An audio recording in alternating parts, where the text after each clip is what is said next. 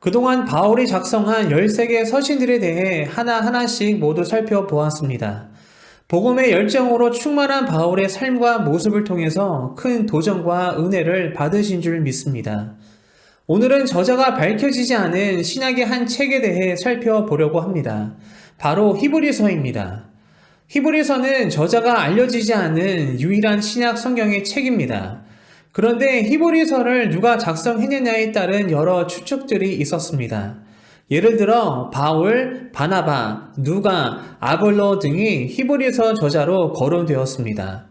그러나 오늘날 대다수 학자들은 히브리서 저자가 여전히 미지의 인물임을 인정합니다. 3세기 기독교 지도자 오리겐은 히브리서 저자에 대해 다음과 같이 표현했습니다. 누가 실제로 이 서신을 썼는지는 하나님만이 아신다. 히브리서 서신은 기독교 신앙을 포기하려는 생각을 가지고 있는 성도들에게 보내진 편지입니다. 기독교와 유대교 사이에서 흔들리고 있는 성도들을 위해 기록되었습니다. 히브리서의 기록 시기는 교회에 대한 네로의 박해가 시작되던 60년대 중반으로 예루살렘과 성전이 파괴되기 전에 기록되었을 것으로 보여지고, 히브리서의 독자는 본서의 이름에서도 알 수 있듯이 유대인 그리스도인들 혹은 유대교로 개종한 이방인들이었을 것으로 보여집니다. 즉 유대교로 되돌아가거나 복음을 유대교화하고 싶어 했던 유대인 개종자들을 주요 대상으로 했습니다. 당시 히브리서 편지를 받아보는 개종한 유대인 그리스도인들은 믿음으로 인해 박해를 받고 있었습니다. 정통 유대인들과 로마인들이 박해를 한 것으로 보여집니다. 믿음과 신앙 때문에 공적으로 조롱과 비방을 받았습니다. 육체적 고통도 겪었습니다. 소유를 빼앗기기도 하고 어떤 이들은 감옥에도 갇혔습니다. 이러한 믿음으로 인한 고난과 핍박 속에서도 불구하고 많은 신자들은 믿음과 신앙 안에서 잘 견디고 있었으나 그중 어떤 이들은 믿음으로부터 떠나가고 배교자가 되었습니다. 이렇게 기독교로 개종한 유대인 그리스도인들이 박해를 피해 다시 유대교로 돌아가고자 하는 큰 유혹 속에 빠진 것은 당시 오래된 종교인 유대교는 박해에서 어느 정도 보호를 받았기 때문이었습니다. 이렇게 성도들은 타협의 유혹에 직면해 있었고 기독교의 가르침으로부터 점점 멀어지고 있었습니다. 또한 어떤 성도들은 교회 공동체의 정기적 모임에도 참석하기를 중단했던 것으로 보여집니다. 이렇게 교회 공동체의 가정교회가 이탈하기 시작했습니다. 이러한 낙심한 신자들은 참 믿음에서 떨어져 나갈 큰 위험에 처해 있었습니다. 그래서 히브리서 저자는 성도들이 믿음으로부터 떠나가지 말 것을 경고하며 그리스도에 대한 믿음을 지키고 보존하라고 격려하기 위해 이 편지를 작성했습니다. 유대교로 되돌아가고자 했던 성도들에게 쓰는 편지였기 때문에 히브리서 기자는 유대교적 요소들과 그리스도를 비교하며 예수 그리스도의 탁월함을 입증하며 논증합니다. 예수 그리스도의 우월성을 입증하기 위해서 예수 그리스도를 심도 있게 다룹니다. 히브리서는 전체 13장 중에서 무려 10장에 걸쳐 예수 그리스도에 대해서 설명하며 다룹니다. 히브리서는 신약성경의 그 어느 책보다도 예수님에 대해 다양한 측면에서 말해주고 있습니다. 그리고 히브리서의 저자는 성도들이 예수 그리스도를 떠나는 것에 대해서 강력하게 경고합니다. 구약의 천사들과 선지자들이나 모세를 능가하는 그리스도의 우월성을 묘사합니다.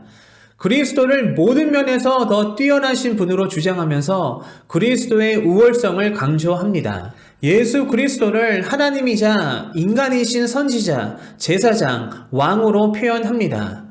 예수 그리스도의 신성과 인성을 동일하게 강조합니다. 구약의 제사 제도, 즉 성소나 희생제물을 능가하고 뛰어넘는 예수 그리스도의 희생과 그리스도의 탁월성을 반복해서 주장합니다. 이렇게 이 편지는 당시의 유대인들이 종교적으로 중요하게 생각하며 지켜오던 유대교적 요소들과 예수 그리스도를 비교합니다. 그리고 그러한 것들이 예수 그리스도에 비해 훨씬 열등하고 비교 대상조차 되지 않으며 그러한 요소들이 상징하는 모든 것을 주님께서 이루시고 성취하셨음을 일깨워 줍니다. 더 좋은 언약, 더 좋은 약속, 더 크고 온전한 장막, 더 좋은 재물 등 이렇게 더 나은, 더 많은, 더 큰 같은 표현들이 히브리서에서 자주 여러 번 사용됩니다. 그만큼 예수 그리스도께서 그 어느 것보다 가장 높고 뛰어나심을 말해주고 있는 것입니다.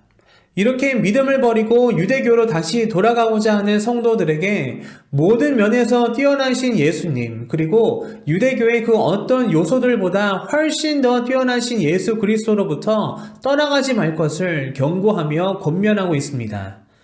이렇게 예수 그리스도의 우월성에 대해 설명을 한 뒤에 히브리서 저자는 11장에서 구약의 믿음의 사람들의 이름을 나열하며 소개합니다. 히브리서 11장은 성경에서 믿음의 명예 전당과 같은 장으로 믿음장이라고도 불립니다. 하나님의 약속을 붙잡고 힘들고 어려운 때에도 하나님을 온전히 바라보며 인내한 성경의 인물들이 기록되어 있습니다. 히브리서 11장에 언급되는 믿음의 사람들이 하나님을 온전히 바라보며 인내하며 하나님과 동행하는 길을 걸어갔듯이 그리스도인들도 예수 그리스도를 온전히 바라보며 인내하며 그 길을 함께 걸어갈 것을 요청하고 있는 듯 합니다. 그리고 무엇보다 십자가를 통해 인내의 본을 보이신 예수 그리스도를 언급하며 성도들이 인내하며 믿음 안에서 굳게 설 것을 요청합니다.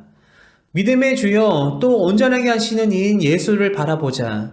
그는 그 앞에 있는 기쁨을 위하여 십자가를 참으사 부끄러움을 개의치 아니하시더니 하나님 보좌 우편에 앉으셨느니라. 히브리서의 저자는 편지를 통해 성도들을 향해 말합니다. 그 무엇보다 그 어떤 것보다 훨씬 더 우월하시고 뛰어나시며 높으신 예수 그리스도를 온전히 바라볼 때에 성도들은 굳건히 주님을 믿고 신뢰하고 주님께 순종하며 끝까지 인내하며 승리할 수 있음을 가르치며 격려하고 있습니다.